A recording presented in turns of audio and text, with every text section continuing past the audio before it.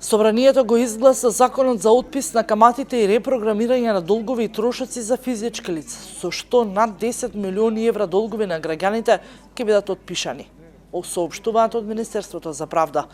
Со законот се бришат каматите за сите предмети што се дадени на извршување заклучно со 31.12.2017 година од страна на јавни и државни претпријатија или државни органи и установи.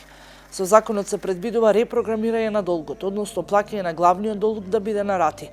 Колку е поголем долгот, толку ќе се зголемува рокот на отплата, односно ќе се исплаќа по секоја рата. Државата ќе отпише над 10 милиони евра долгови на граѓаните. Собранието го изгласа законот за отпис на каматите.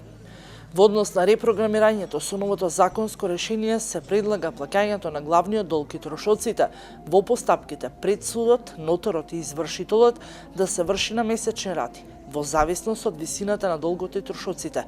Доверителите, што се во државна или јавна собственост, по сила на овој закон, се должни да направат целосен отпис на каматите и репрограмирање на главниот долг и трошоците во рок од 3 месеци од денот на стапување на сила на овој закон, појаснуваат од Министерството. Доверителите што се во приватна собственост, отписот на каматите, како и репрограмирање на главниот долг и трошоците, го вршат на доброволна основа. Законот кој вчера беше изгласан ќе стапи во сила 8-миот ден од денот на објавувањето во Службен весник.